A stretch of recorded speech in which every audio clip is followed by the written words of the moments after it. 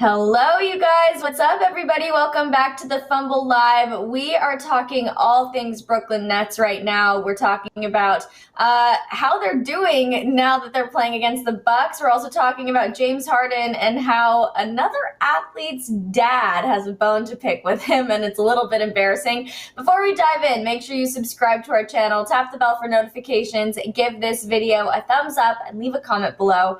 Here's the Fumble Squad. I'm Devin Howard. You can find me on Instagram as @DevinHoward. Happy Tuesday, everybody. I'm Jackie Ray. You can follow me on all things social media at JRay the Fanatic. And like I said, it's Tuesday. So happy Taco Tuesday.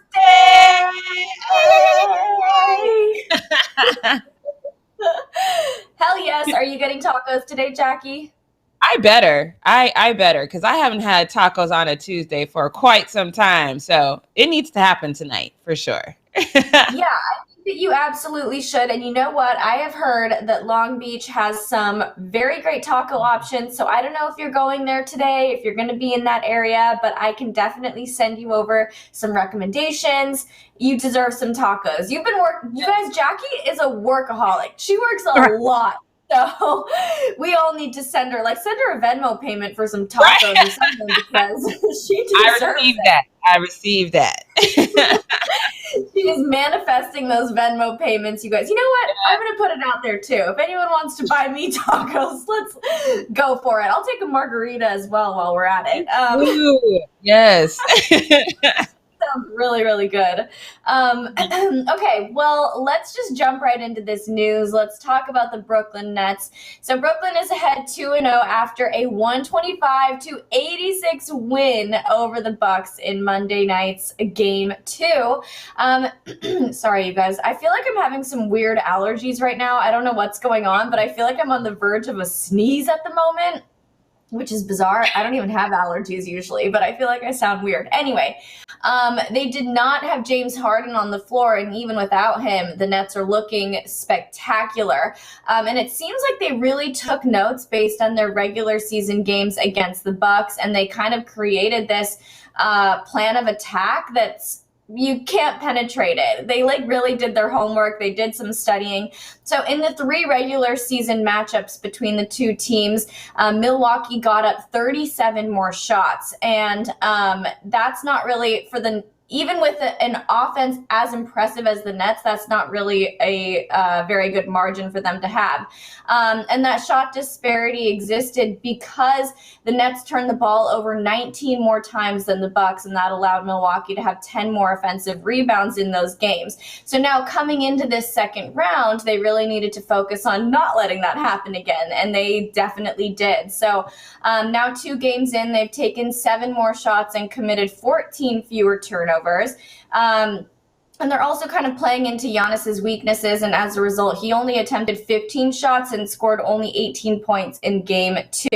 The Bucks also looked slow defensively, so I think we have 2 things working here, where the Bucks are kind of not looking as sharp as they should, and then the Nets are really just coming in, and they have this incredible strategy that's working out really well for them, and it seems like the Nets are just going to be walking straight into the finals. It's like a cakewalk for them. At least that's what it's looking like so far at the start of this series.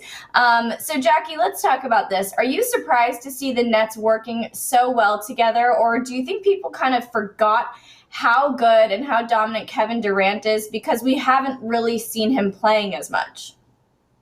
I mean, I don't know how you can forget that. That was one of the main reasons that the Warriors wanted him in the first place, because they definitely needed him to overcome LeBron James at that point. So I am definitely not surprised. I think when we first started talking about this situation, I was surprised then because I thought, these are 3 egos that probably won't work well together. But that dissipated very quickly because they definitely were firing on all cylinders. Like we've talked about before, this should have been assigned to Milwaukee, because just because James Harden is out doesn't mean anything. This is a team that has figured out how to succeed when Kyrie was out, when James Harden was out, when KD is out. They have figured out how to use their infinity stones to the best of their abilities and still go out there and get it done. And this is one of those things where, if you guys watch Challenge Accepted, this is the bet that I made, that the Nets have to make it to the finals. Because if they don't, this is an experiment kind of gone wrong, right? So they have to make it to the finals. Otherwise, why do you collect all the infinity stones? You know what I mean? Like, it doesn't make sense. The Nets really right now just have to stay the course. Really, that's all they really have to do, is stay the course. And then other teams have to figure out a way to level up completely. This isn't on the Nets at this point. It's whoever they play against is going to have to figure out a way to level up. And this is only the second time this playoff. So the first game and the first series in this series, this is the only second time that Giannis has scored under 20.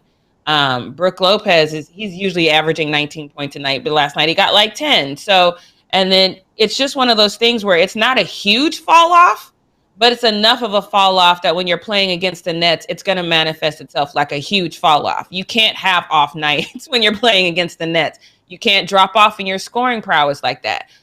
Drew Holiday, he's been pretty consistent, but he's not leveled up. And the Nets is a team you have to level up against. And so this is really the Nets finals to lose, really, is what it is. These rest of these games are just a formality. I'm just ready to see them in the finals, to be honest. Yes, I agree with you. I feel like once we saw this team come together, if they didn't end up in the finals, it was going to be a huge surprise to everybody. There's no reason that a team like the Nets doesn't end up in the finals, even if they don't have James Harden available to them right now. So are there any Western Conference teams that you think can beat the Brooklyn Nets? And if so, which one? Damn. If we was 100% healthy and still in the contention, we would have put up a fight. But the Nets are literally Thanos and company, you know? So this is one of those things that a lot of teams are, you know, we've seen this with the Warriors. When the Warriors were at their heyday, teams were looking to the Warriors and they made adjustments accordingly in the off season. And I think that that's something a lot of teams are going to have to do now. They're going to have to look at what the Nets are doing, and they're going to have to make adjustments. I'm not going to sleep entirely on the Suns, though, because of what they're doing, and they're doing exactly what I said. Every time they seem to be leveling up just a little bit more. So I'm not going to put it beyond the realm of possibilities, but I just don't see anybody right now. East, west, north, south. I don't see anybody right now being able to really go up against the Nets and have real success, because, like I said, when there was one game when Blake Griffin stepped up amazingly. Like they're just stacked, you know, and so it's going to be hard to come up against them and win successfully. So good luck. You know, there's low key. I know this sounds crazy, but low key, I'm kind of glad we don't have to face him. I like how I ask you this question, Jackie, though, and your team, the first team that you mentioned in the Western Conference that can beat the Nets is the Lakers, who had a first-round elimination. Like, I love that kind of faith in the Lakers, and I think that, you know, had we been able to advance to the Western Conference semifinals, we definitely would have stood a chance at being in the finals against the Nets. But, yeah, I mean, at this point, I think it's the Nets. The Nets are going to be walking away with the win this season.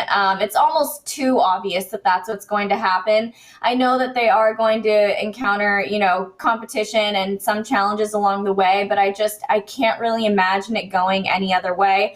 Let's talk about the Bucks for a second, because and we've discussed this before, but a lot of people say that it's time for Mike Budenholzer. I always struggle with his last name. How do you even say that? Why? I read it in my head. What? You just got to say it fast. Budenholzer. You just got to say it super duper fast. That's the key, because I used to mess his name up all the time. Now I just say it fast. That's so funny. So people are saying that it's time for him to go because he really shouldn't be struggling in the postseason as much as the Bucks are with a two-time MVP on their roster. Do you think that that's what needs to happen for the Bucks? I mean, I'm not going to say that right now because, you know, we had I don't want to say low opinion, but that's kind of what it is. We didn't really expect too much from the Bucks going up against the Heat, right? We just kind of thought that they were going to be lackluster, but they went in there and they did the damn thing.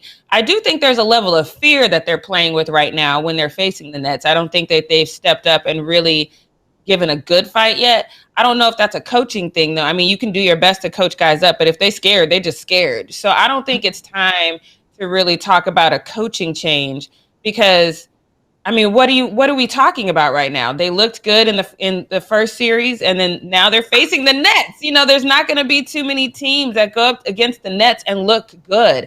So I get what people are saying, but I can't base his future on them going up against this juggernaut. It just doesn't seem fair to base his future on this because this is something that I have said from day one, that if it's going to work for the Nets, it has to work completely in its totality. They have to take it all the way. And if you expect that, you expect them to play at the level of play that they're. And so it just doesn't seem fair to base someone's future on how they do against the Nets. It doesn't seem like a fair assessment to me.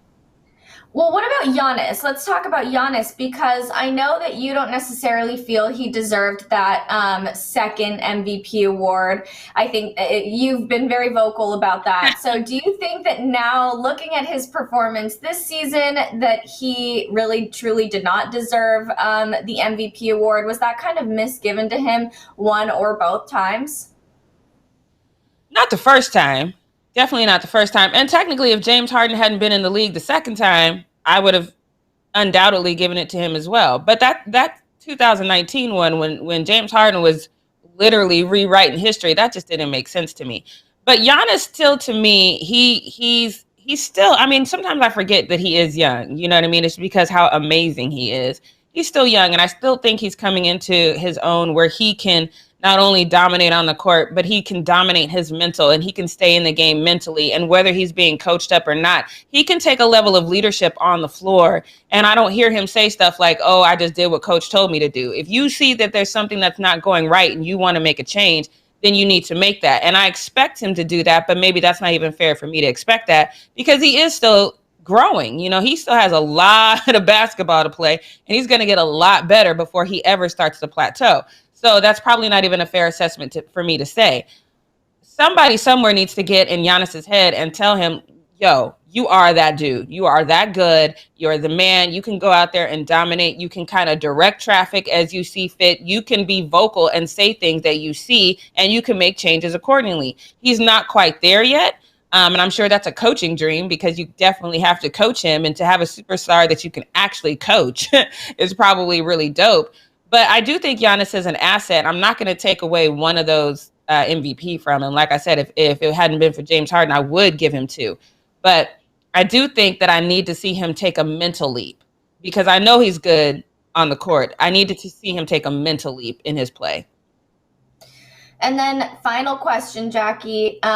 We discussed this before. It's been the first this will be the first final since 2010 that doesn't have LeBron or Steph in it.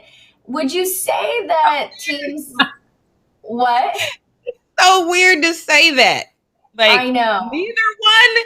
That's just so weird. I mean, it just goes to show that even though 2020 is done, it's been a weird year. Like, everything about this year is bizarre, and it's carrying over into 2021. So, you know, this is the year that people are saying we're having aliens coming to visit us, descending from outer space. This is the year that LeBron and Steph are not in the finals. I mean, nothing makes sense anymore. I feel like we're living in a bizarro world. But would you say that these teams now that are kind of advancing on in the postseason and vying for a spot in the finals, that they're kind of lucky to not have to face off against LeBron or Steph? I mean, yeah, technically, yeah. I mean, for you to be lucky not to face off against Steph, you would have to. It's the health issue, right? So if you have 100% healthy Clay and 100% healthy Steph, and Draymond is 100%. Then now we're not having this conversation about Steph and the Warriors not being in the finals. If you had 100% healthy AD, 100% healthy LeBron, and Dennis acted like he wanted to earn his damn money, then we wouldn't be having this situation where the Lakers aren't in the finals probably. So it's just, or at least the Western Conference Finals, it probably would have come down once again to the Western Conference Finals and seeing, you know, that battle between Steph and LeBron. It probably would have happened like that again. But this is just, I say this before, I'm going to be like my dad. I'm going to say it again. The only thing that's undefeated in this world is father time. And so it's unfortunate, but we are literally seeing the effects of guys not being able to bounce back from injuries as quickly as they used to be. When they were younger, yeah, they get these injuries, they come back, they're a little timid for a game or two, but then you're firing back on all cylinders again. You know, you hit that 30 mark, and then it's like coming back from that injury is a little hard, you know. So it's tough to see, especially if you're a Steph fan and you're a Warriors fan, or if you're a LeBron James fan or a Lakers fan. It's tough to see, but it is what it is, you know. I can't drop it like it's hot like I used to. I could drop it, but I got to get up like it's lukewarm. I don't get up like it's hot. It's like lukewarm when I get up. Yeah, so it is what it is, you know. It's just father time. Girl, I know. I have been dealing with a sprained ACL for like 6 months now. God. Bending down on my knees is tough. So right. I'm always living in the lukewarm world right now. It sucks. This is the kind of thing that I wouldn't even ever have to deal with. And now here I am struggling with it. It happens, you guys. Embrace your youth, your flexibility. That's very important. Right. Work on it. Take some yoga. Okay.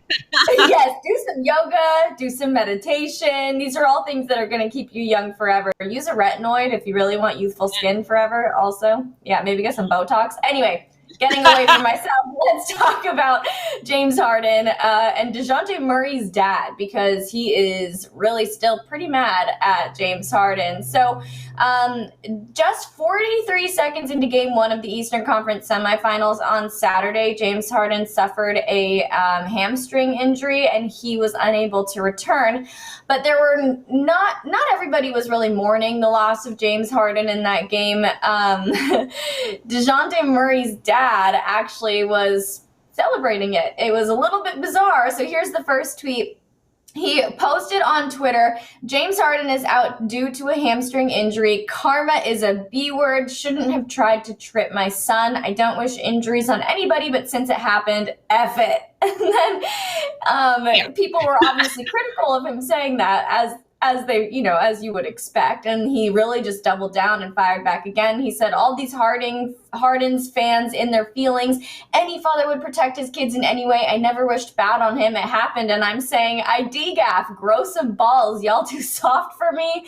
Another tweet that says, Kings don't argue with broke bums. We too busy getting money and living life. Now show me one person that got paid for sticking up for a celebrity. I'll wait. Maybe a bodyguard. I digress. Let's move on to the next tweet. And he said, I never realized how sensitive people are on social media. I guess people can't read because I literally said I don't wish injuries on anybody. We all guilty of talking ish after or during games, but my ish stinks more because of who I am. So clearly, he has no regrets about what he tweeted. He is standing behind it. He thinks it's kind of like an F it moment for James Harden. DeJounte Murray and James Harden made amends after that whole tripping incident that happened. And it doesn't seem like there's any bad blood between the two of them. But DeJounte's dad is still holding a grudge. Now, parents can be embarrassing. We have talked about embarrassing parents before. So is he taking things too far? Like, would you be mortified if this was your dad? Probably not. Just because the relationship that me and my dad had, I'm rocking with it. Whatever my dad say, I'm rocking with him. Be like, hell yeah. Dad probably don't say that again in public. But yeah, what my dad say, like, I'm going to be in public. I'm going to rock with whatever my dad say. But this is one of those things where I'm just like, James Harden, we're going to show you something later. No one gets hate like LeBron James, but James Harden is just one of those guys that people find whatever reason to hate on him. You know what I mean? And I get this. This is, Papa Bear or whatever, but dude, you didn't have to say this. You know what I mean? Like you didn't have, this was unnecessary. It's irrelevant right now. It's not like your son is relevant in this moment. So what are we even talking about? Why do you have to insert yourself in this narrative? And why, I just don't get it. I think it's a level of hate that it's not just about that tripping situation. It's literally about you having some hate in your heart for James Harden, period. And you're using it. You don't want to seem like a total tool. So you're like, let me hate on him and make a legitimate reason. Let me do this. So this is shouldn't have been said, but yeah, I don't care. I don't care that it was. Do you think that DeJounte's embarrassed by this? He should be a little bit, but again, don't show it. Because if it was me, I'd be like, Dad, what the hell? But if somebody asked me about it, I'd be like, yeah, my dad said what he said, and you know what I mean? But you can't show that you're embarrassed. But yes, when we get home and we sitting around dinner, Dad, I'm taking some of your food off your plate because you just out here embarrassing me. So you only get 2 spoonfuls of food tonight because you done pissed me off. It's so funny. I mean, we have seen so many embarrassing parents of athletes. There was that one NFL, what's the word I'm trying to say? Remember the one whose mom did his interviews for him? Oh, yeah, that we still know who that is. Mm-hmm. Yeah, that's embarrassing. LeVar, many embarrassing moments for LeVar. It could be worse. You could have an embarrassing fiance like Patrick Mahomes. So it could be worse. It's somebody you got to go home to. At least when it's your parents, you have your own place. They can be embarrassing over there. But when it's your fiance, that's way worse. Well, that being said, though, Patrick Mahomes' mom has also done some embarrassing things as well. So he's kind of surrounded by mortifying women. Yeah. Poor guy. He doesn't even know, like, he can't even get out of it. He can't avoid it. What does a normal woman act like? I don't even know what that looks like. He has no idea. Now it makes sense why he decided to marry Brittany or whatever her name is. But yes, in this situation, I think that, of course, you're not going to publicly denounce what your own parent says. But man, if this was my mom or my dad, I would be so mortified. I would be so mad at them because celebrating or rejoicing over the injury of another player is always going to be rude. You know what I mean? It doesn't matter how much you hate that player. It doesn't matter if that player did something to you. You just don't do that. That's just against human decency. Yeah. Just karma. I mean, look at what the Knicks had to face just from putting those hair flyers out about Trey's hair receding. They got karma real quick on that. Injury karma, way worse. So I just wouldn't put this kind of karma out there. It's bad news. Okay, well, before we move on to the post-up, Jackie, do you have any predictions for the Clippers versus Jazz game coming up tonight? Oh, you already know. So I do think this series is going to go 6 games. Where are they in LA tonight? I think they're in LA, right? Let me look real quick. I don't want to, because I definitely think the Clippers will get the first home game. So let me look where they at. Oh no, they in Utah. Utah gonna take game 1. There, I said it. All right, Jackie said it. You guys in the chat, let us know what you think. Huh? I think the Suns are gonna go up 2-0 in the series tomorrow. So that's my. You heard it here first. Predictions, you guys. Let us know what you think is coming up for the Suns, for the Clippers. Is Jazz winning tonight? And on that note, you guys, we can wrap up Need to Know. Oh, well, actually, I guess I have another question for you. Or actually, let's just move on to the post-up. I'm sorry. This is proof that we have not had enough tacos in our life. We're just having brain freezes around here. But we are not the only ones, because Jared Greenberg, he has been in this game for quite some time. He should know proper questions to ask people, but he just does not. He has no idea what to ask in this moment. And I think this is hilarious because how many times do I talk about this? When you are a reporter and this is your job, this is your only job, please think of a question that's not going to warrant, are you serious right now? But he failed miserably. Take a listen to this question and how KD responds to it. Tomorrow will mark 2 years since you initially injured your calf. I know you worked your butt off to get to this point, but did you ever think you'd be this good? Is that a real question? Right. Of course, I mean, what you want me to say to that? Of course I did. It's pretty impressive what you've been able to do. Thank you. I appreciate that. But, I mean, that was 2 years ago. I'm looking forward to just getting up tomorrow and going to practice, watching film, and seeing how we can get better. But, I appreciate that, but, that was too long ago. All right, well, I'll come up with some more real questions for you next time. Thanks, Kevin. Love. Like, my guy, you get paid for this, and you're going to ask him. Okay, so I get what he was trying to do. I get that Jared was like, okay, look at all he's doing and how he's moving. And I think I have a slowed down version of his movement. So look at how he's moving. Like, clearly there's no thought process. He's not thinking about that injury at all. He's just out here doing his thing. And I've said this time and time again, one of the things you have to overcome is the mental injury that comes from actually having a physical injury. But that was 2 years ago. So I fully expect KD to have overcome that by now. So if you're just looking for a question that you want to relate to an injury, you could say something like, hey, you know what? A lot of guys do struggle coming back from ACLs, and this season has been plagued with injuries. Does that ACL injury ever pop back in your head? And if it does, how do you overcome that? Ask him something relevant. Don't ask him a direct question that ties him to 2 years ago. That was the dumbest question. Devin, what would you have asked a better question? Like, how could he be asked? Because I know he wanted to address the injury, but there's definitely a better way. Like, how would you have done this? I feel like he could have said, like, it's been 2 years since since you injured your calf. What has been the most pivotal thing that helped you get back to the shape you're in now? How did you manage to overcome the challenges and the mental hurdles that you face? There's so many different ways that you can phrase it to get an actual meaningful answer out of an athlete. Talk about the challenges, talk about the struggles. What was the one thing that made the biggest difference for you? Like, whatever it is, but not like, did you ever think you were going to be this good? Right. Like, what am I supposed to say? Like, I was sitting at home looking at my leg going, damn, I ain't never going to be good again. Like, what is he supposed to say right then? Y'all need to do better with these questions, especially when you're making the kind of money you make. You got time. You could pay somebody to come up with better questions. Stop it. I do not like that. But look, if you guys follow me on social media, you've already seen the next post, because I think I posted it like 6 minutes after LeBron posted it.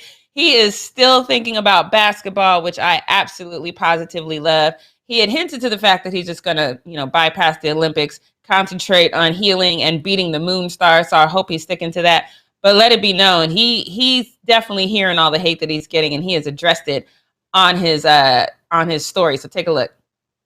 And I will have my vengeance in this life or the next.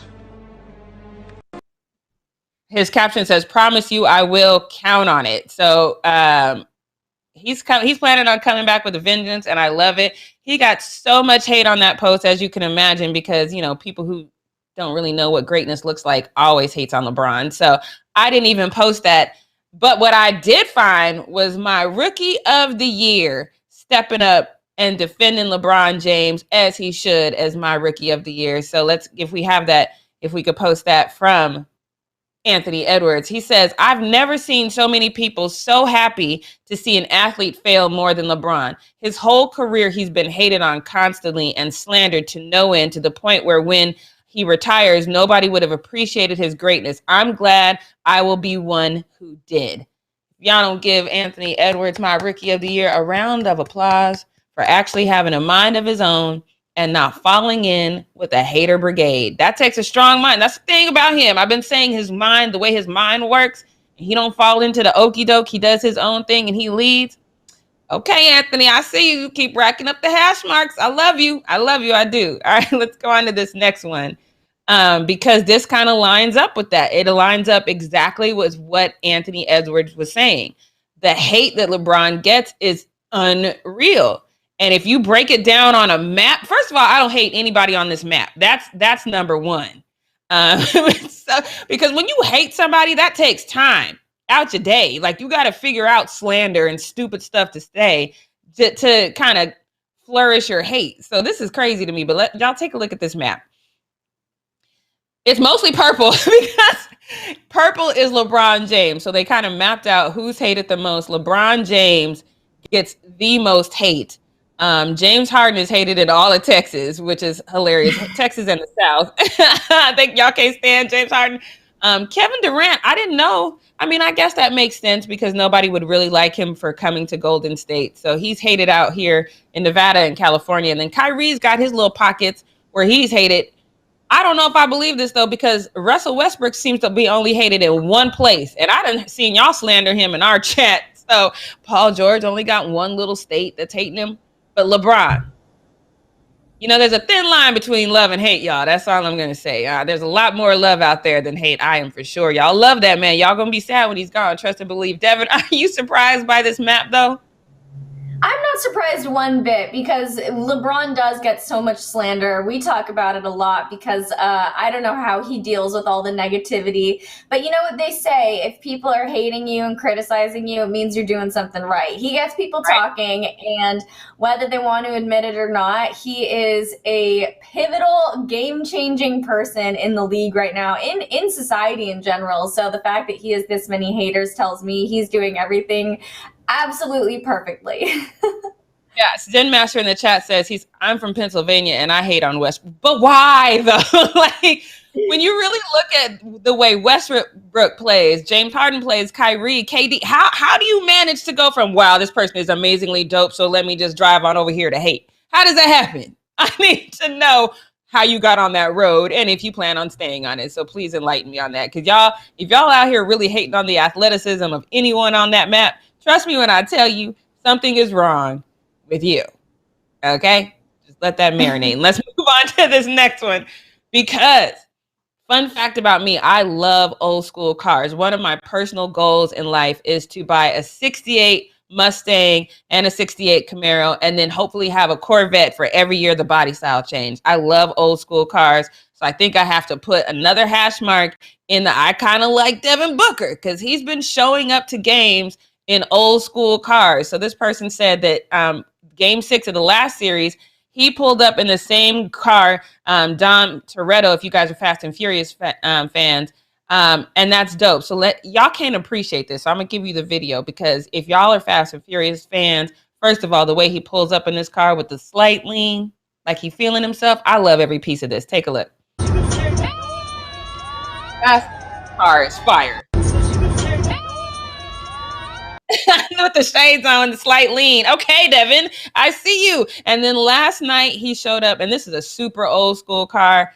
I don't know what this hashtag means. I probably should have looked it up. It said Books Whip, damn, rally the valley. I guess, is that the, I don't know. That means something. But again, you can't appreciate it unless you see it. Watch the roll up in this old school car.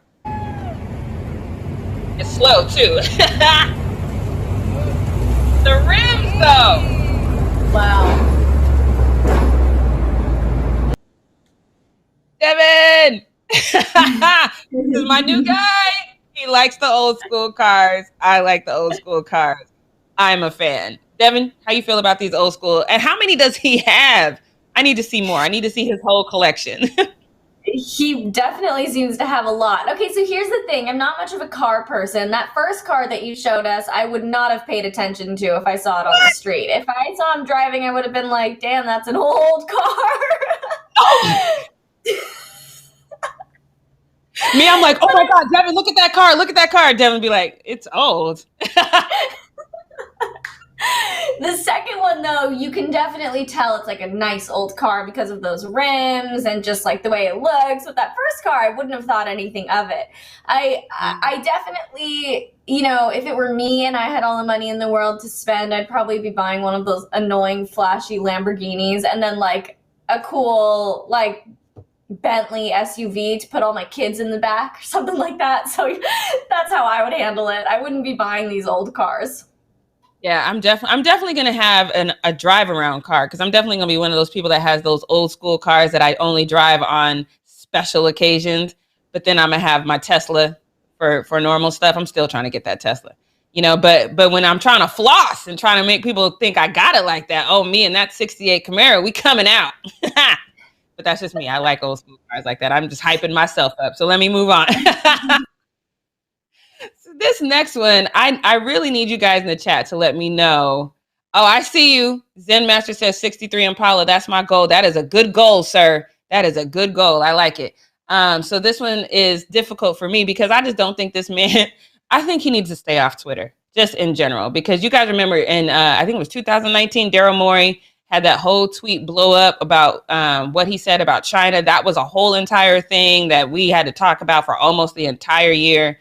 And now he has been fined $75,000 for tampering because of another tweet. So let me show you the tweet that got him this fine. So all he says is join him. So that's Steph Curry posting a picture of his brother. And then Daryl responds with join him. So he got fined $75,000 for tampering by saying join them. I get the premise in theory, but it's literally 1.5 words. It's not even like a full them. It's like join them. It's 1.5 words. I don't think 1.5 words should constitute a $75,000 fine, but Twitter did. Twitter thought that it did. And this one I don't think is right. I think this is definitely the wrong comparison because it says Leonard was fined less for a racial slur, which is true. He was fined less for a racial slur, but I just don't think the two are, it's apples and oranges. That's a whole different thing. But this one I think is a great comparison because this is also something stupid that we saw. It says, and Doc Rivers fined for comparing Kawhi to MJ. The league is softer than pillows. I don't know if you guys remember that, but that's an actual thing. Doc Rivers was fined, I think it was $50,000 for that comparison. I think that these fines are getting out of control. The man's just having fun on Twitter like a lot of people. It's 1.5 words. I don't think it warranted $75,000. But I guess tampering is tampering. Devin, what do you think? I think that the takeaway here needs to be that Daryl Morey should retire his Twitter account because this is not the first time he's gotten in trouble for posting tweets. And I think that if he wants to avoid fines, backlash, whatever it is, delete the account. I don't think that this is necessarily tampering. I wouldn't look at this and be like, oh, tampering. But, that happens. I mean, I've said it before. I'm going to say it again. If you really want to stop tampering, you need to kill the All-Star game because that's when all the tampering happens. Guys can just kind of talk to each other. That's why you always in the All-Star game, everybody got their shirt up over their mouth when they talking to each other because everybody talking about, hey, you got how much with your cap space? You think I can come over there with you? I want you to come over there with me. All the tampering happens in the All-Star game. So. You're so right. That is exactly where it happens. That's where we saw Kyrie and KD linking up, and that's if they're worried about tampering, it's going to be happening at a place like that and not in a public tweet like that. Yeah, and Kevin Lang in the chat, he has a good point. He says it's a frivolous fine because everyone knows Steph's not going anywhere. So that's the other thing. When you know Steph's not going, maybe we should change the way we assess these fines. If you put something like this up and then all of a sudden Steph is with the 76ers next year, then fine him. But don't fine him for just some random tweet that we know means nothing. I don't get it. But let's move on to this next one because you guys know how I am as a person. As soon as I saw this, I was like, oh gosh, all my pro-black peeps is about to come for this one because they just ain't gonna feel right about Jay-Z and Meek Mill going out here and helping get a very expensive Bentley for Robert Kraft, but they did. And I'm okay with this one. So let me show you the actual tweet. And this person says, Michael Rubin, Meek Mill, and Jay-Z got Robert Kraft his dream Bentley for his 80th birthday. Now, apparently, Robert Kraft decided not to get this car because, number one, it was very hard to find. Number two, it was super expensive. And number three, he kind of just poured all of his money. I guess he just got himself a new house. So his 80th birthday just passed, and these gentlemen decided to get this for him. And I thought this was a very endearing video. Take a look. What are you kidding? We knew you wouldn't get it yourself. You went all in for this house, so we thought it was going to be tough for you. So we thought we were getting the car that you were looking at. Oh my God, look at that. That's exactly what. Oh, man. Aww. This came from Meek and Jay and Will and Alan and Des and Jonathan. God, that's exact. How the fudge did you get it? Fudge. Aw. We have resources. It came from Florida. It's been driving on a flatbed for a long time. We'll spend hours making it for us. Here's your. Oh, are you kidding? Oh, this was. I want to get something we knew you wouldn't get yourself. Aw.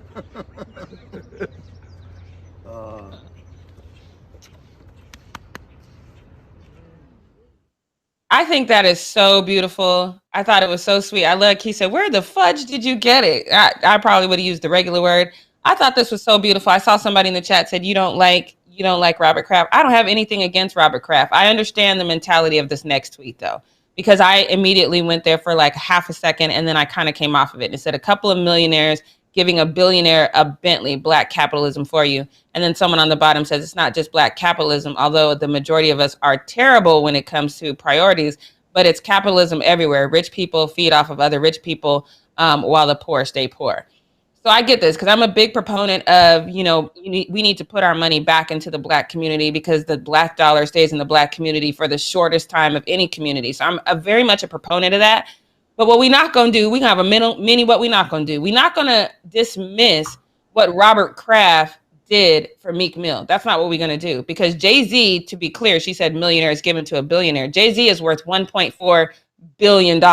And he had launched this whole campaign to try to help Meek Mill overcome what we know as a racist judicial system. And he couldn't do it. It wasn't until Robert Kraft stepped in that he actually was able to overcome this. So we are not going to dismiss levels of appreciation that comes from both Jay-Z and Meek Mill because this is a big thing. I think that this is super dope. I love that they did this. And I'm co-signing on every piece of this, especially how appreciative that Robert Kraft is. The fact that Robert Kraft was so appreciative as a billionaire, that speaks volumes of who he is. This whole thing has nothing but love and happiness in it. And I am co-signing on all of it. Every piece of it, I am co-signing on it. Well, happy birthday, Robert Kraft. Well done, Meek and Jay-Z for making sure you got this man who meant so much to you and did you this solid by stepping in and really changing your life. I thought that was super dope. Well done. All right, so let's move on to this next one. Because before I show you this video, I want to show you the caption to make sure you understand what is going on here, because this seems like an unnecessary challenge. I get that when you're trying to level up your play, you want to challenge yourself on all fronts. This guy's name is Lethal Shooter. You guys have probably seen him a lot on Instagram and things of that nature. But this is an unnecessary one for me. He says, as you can see, there's absolutely no room for error. A regular rim is 18 inches. This one is 16 inches with spikes coming out from every angle. One miss and the ball instantly deflates. Only brought 2 balls. No excuses. Stay locked in. The backboard is your friend, sir. You can hit it off the backboard and that still counts. I don't know why we're doing these unnecessary challenges, but take a look. Let me know what y'all think. Take a look. What's going on, everybody? You're looking at the first ever spike rim. Every single nail in this rim has been precisely sharpened, so if the basketball touches it, it will bust. Stay tuned. Oh, my.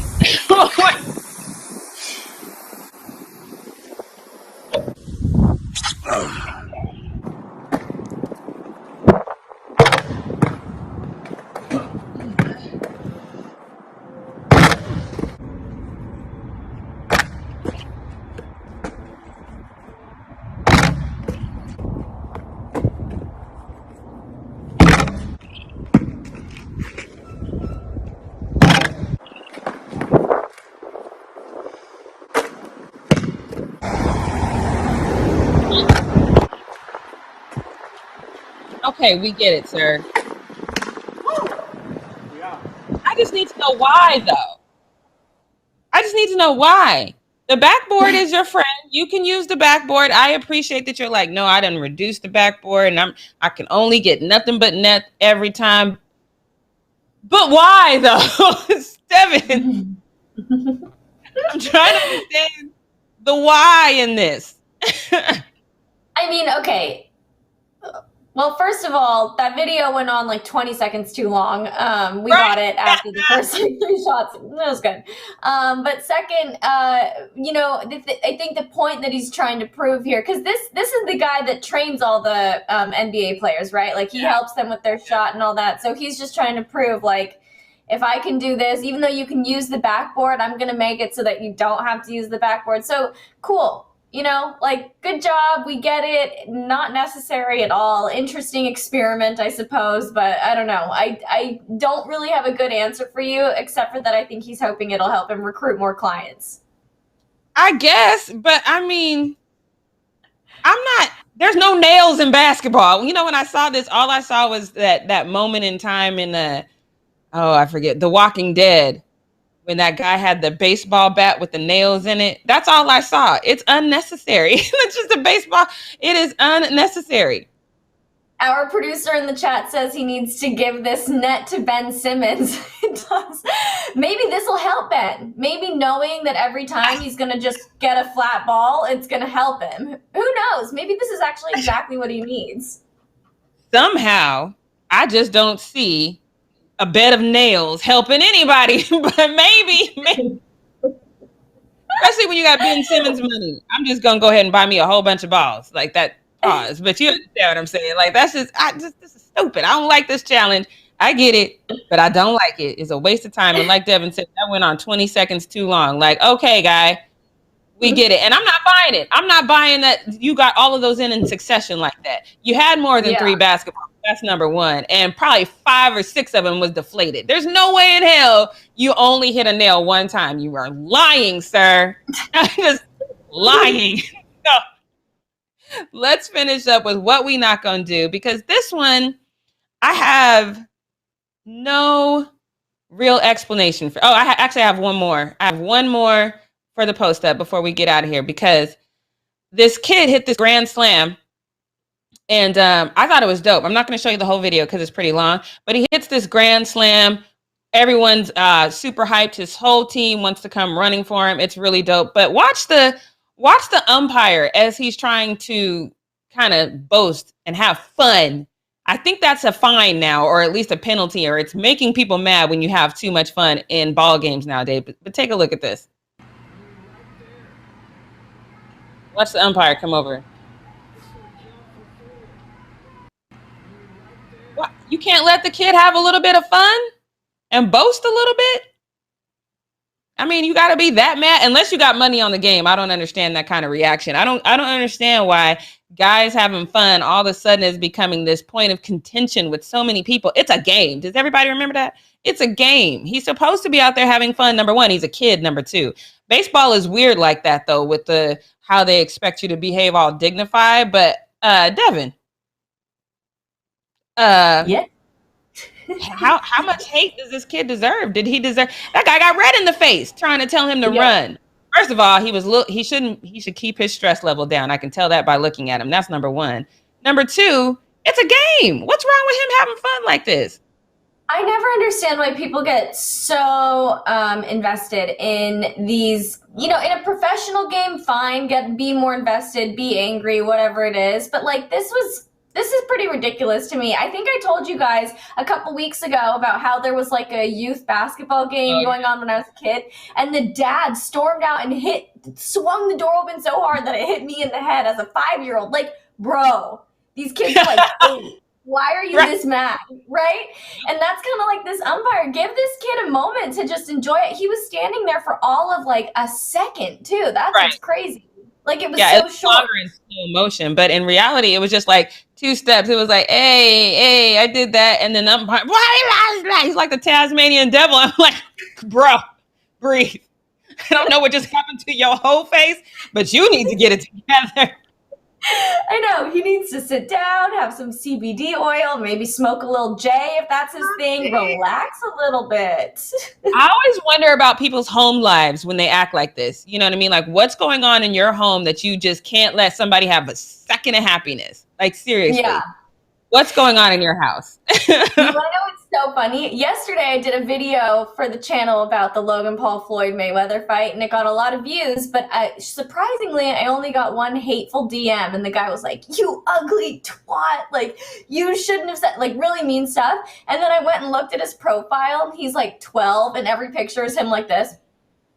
Oh, no. Like, okay, like what happened to you as a child? Are you okay? Like, do you need help? I was so weird. People get so mad, and that's breeding young. He was like, and that's the thing. It's still happening to him. He doesn't see an end in sight. I'm surprised I'm not that invested. I do get the same.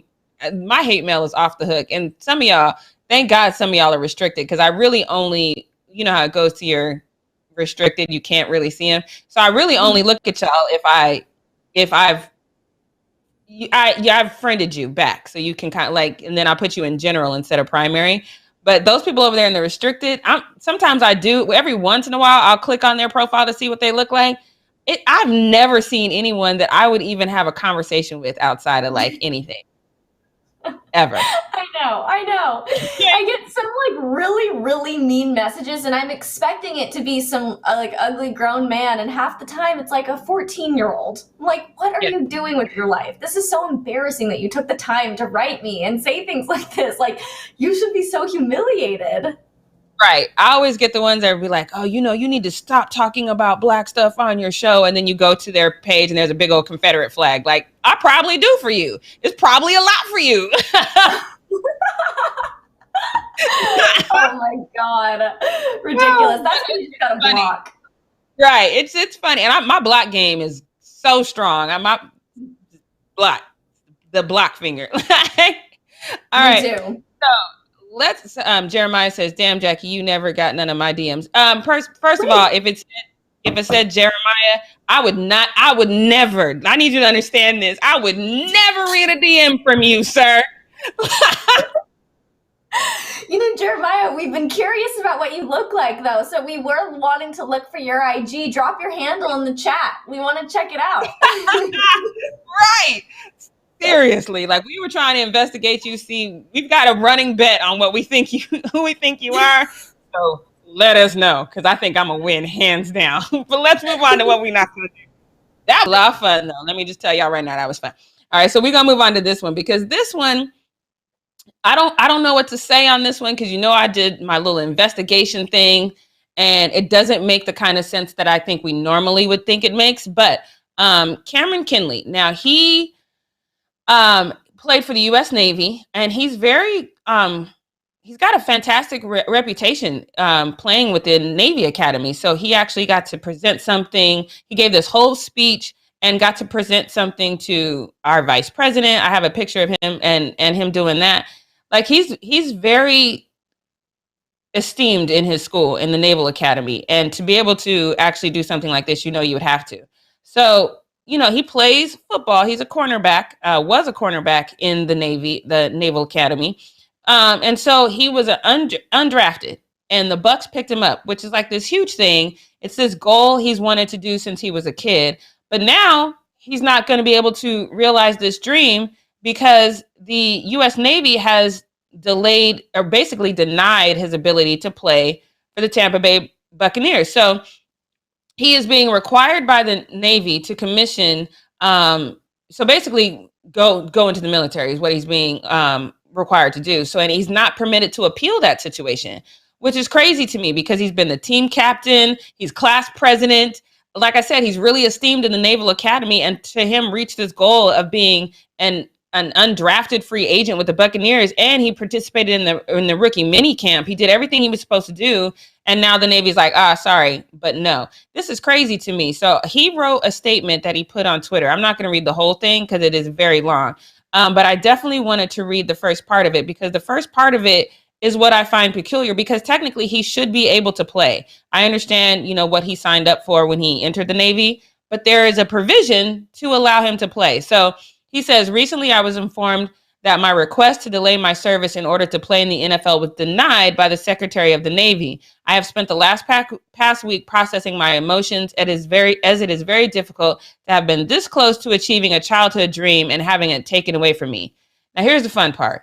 In 2019, I see you, Mike Glock. We're going to get to that because that's a question that I have. But he says in 2019, President Trump endorsed a policy that titled the Directive Type Memorandum. Now, military service academy graduates seeking to participate in professional sports. That's the whole title of the memorandum. So this policy allows academy graduates to delay their commissioning in order to pursue professional athletic opportunities. 2019 was the first year of the policy being put into action, with players such as Malcolm Perry. He plays for the Dolphins now. Elijah Riley, who plays for the Eagles now, reaping the benefits. So it's just this. So I'm a little confused because my first thing, you guys know who I was. So I went and I looked up all these people because I was like, all right, are you the first Black guy that needs to do this? No, every single person who has been allowed to do this, Elijah is Black. They're Black. And then there's another statement as well from, who is this guy? He's also from the Naval Academy, but he says, he said that he was able to do it, and that several other young men that he's personally helped, he's like retired from the NFL now. He said, yeah, this has been a thing. Like we've always tried to help people do this.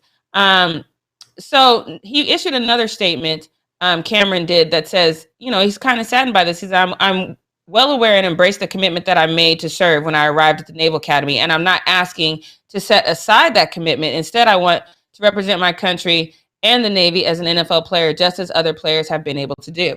I have no answer for this.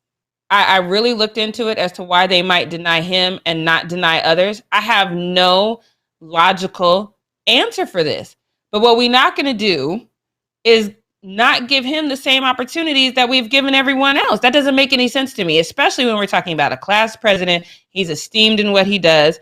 And so much so that you guys let him present the vice president with an opening speech and some sort of memorabilia from the Naval Academy. Obviously, he's put in the work, not only in the Naval Academy, but on the field.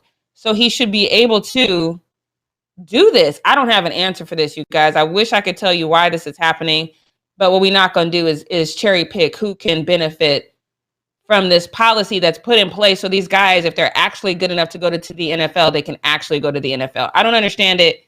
I'm going to figure this out. We'll probably have to do a follow-up on this because I definitely want to make sure that this man has an opportunity to do something that he's worked so hard to do. This broke my entire heart to know that he worked this hard to do something, and now the Navy's like, sorry, no, you got to serve in the military instead of doing what you love. This is crazy to me. Devin, what do you think about all this?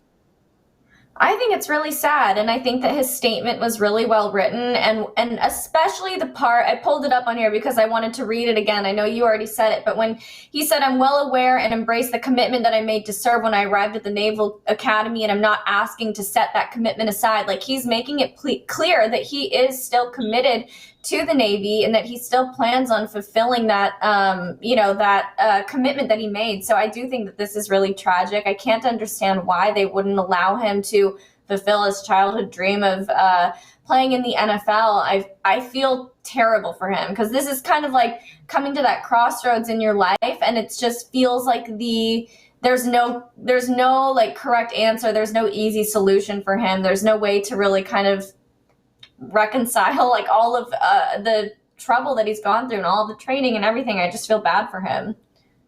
Yeah, and the unfortunate thing is I think that the Navy Academy is shooting themselves in the foot, because I think with this story getting the attention that it is, now guys are going to question, okay, because I'm from a military family. My dad spent 25 years in the Air Force. I wanted to go to the Air Force Academy so bad, but my dad was like, nah, because he didn't want me to have to be kind of committed to the military after. But I think that this is one of those things, like in the sports world, we do know there's a lot of guys that play professionally that came from the Navy Academy. So, but now this is the story that's on the forefront. And so now when you have these young kids that are considering going to the Navy Academy versus going somewhere else, I think the thought of them actually being able to fulfill their dreams is going to cause them to go somewhere else now. Because now you've done this to this young man, and now he's being very public with it, and you're letting people know that, hey, you might not be able to actually fulfill your dreams if you come to the Navy Academy. And I don't think that they want to take that. You don't want to take that L, you know what I mean? So you have to correct this, and you have to correct it quickly and publicly so you don't lose your enrollment, especially in your sports world. This is a bad call for the Navy Academy, and I really hope they correct it, because I actually really like the Navy Academy. And I really need them to correct this so their enrollment doesn't go down and their football team doesn't start to suffer. So they need to fix this. Mm-hmm. I know, it is just a bad look no matter which way you slice it. It's confusing that they would even want to put themselves in this position and give themselves this sort of negative attention. It's not what you want. Very interesting. I'll be looking forward to an update, Jackie. Hopefully that comes sooner rather than later, and hopefully we can figure out or see that a different outcome has been put in place for him. But on that note, let's wrap up our show for the day. We'll be back tomorrow at 9 a.m. Pacific Standard Time as usual, so tune in, subscribe, tap the bell, leave a comment below. Share this video with your friends. Don't send us hateful DMs, please. Like, we just laugh at you later. We send screenshots of what you look like in our group chat, and we make fun of you. So it's just embarrassing all around for everybody. So we'll see you guys later. You guys have a great Taco Tuesday. Bye.